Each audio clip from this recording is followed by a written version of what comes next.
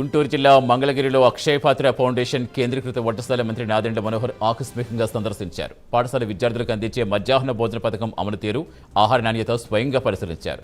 వంటగది లోపలికి వెళ్లిన మంత్రి నాదెండ్ల మనోహర్ అక్కడ వినియోగిస్తున్న సరుకుల నాణ్యత నిశ్చితంగా చూశారు. కూరగాయల శుభ్రత, వంట ప్రక్రియ మొత్తానికి క్షుణ్ణంగా పరిశీలించారు. ఈ సందర్భంగా విద్యార్థులకు నిత్యం సరఫరా చేసే భోజనంలో పౌష్టికాహార విలువలు ఎలా ఉండేలా జాగ్రత్తలు తీసుకుంటున్నారని అక్కడి అధికారులు, సిబ్బందిని అడిగి తెలుసుకున్నారు. ప్రభుత్వం విద్యార్థుల ఆరోగ్యం, విద్యాభివృద్ధికి అత్యంత ప్రాధాన్యమిస్తోందని స్పష్టం చేశారు.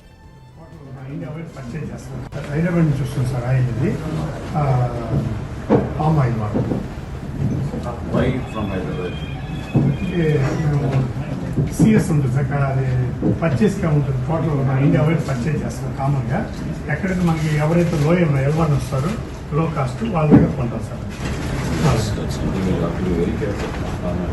అది మాకు అక్కడ వెండర్ అసిస్టెంట్ హైదరాబాద్ నుంచి వస్తుంది సార్. ఆయిల్ ఇది పామ్ ఆయిల్ వాడుతుంది.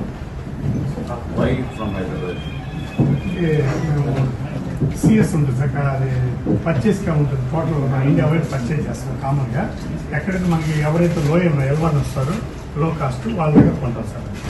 ఫుడ్ సేఫ్టీ అధికారులను కూడా నేను కోరాను, ఒకసారి ల్యాబ్ టెస్ట్ చేసి రిజల్ట్స్ మాకు అందిస్తే మేము కూడా మా సివిల్ సప్లైస్ డిపార్ట్మెంట్ నుంచి రాబోయే రోజుల్లో స్టీమ్ రైస్ తీసుకురావాలన్న ఒక ప్రతిపాదన కేంద్ర ప్రభుత్వంతో చివరి దశలో ఉన్నాయి మా చర్చలు.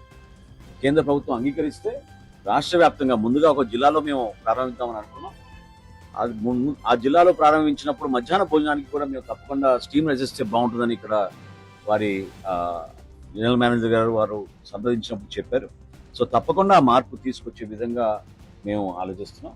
రాబోయే రోజుల్లో ఈ 43,000 ప్రభుత్వ పాఠశాలలో కూడా మేము అందించే పౌష్టికాహారం తప్పకుండా మన బిడ్డలకు ఉపయోగపడే విధంగా ఎక్కడ పొరపాటు లేకుండా ఇంటి నుంచి టిఫిన్ క్యారియర్ తీసుకురాకుండా ఉండాలనేది మా ధ్యేయం. అటువంటి పౌష్టికాహారం సాంబార్ కానివ్వండి, దాల్ కానివ్వండి, రైస్ కానివ్వండి, అదేవిధంగా వీరికున్న మెనూ ప్రకారంగా రకరకాల మార్పులు చేసి ప్రతిరోజు వారంలో ఎక్కడ కూడా వాళ్ళకి ఇబ్బంది కలగకుండా ఉండడం కోసం మా ప్రయత్నం.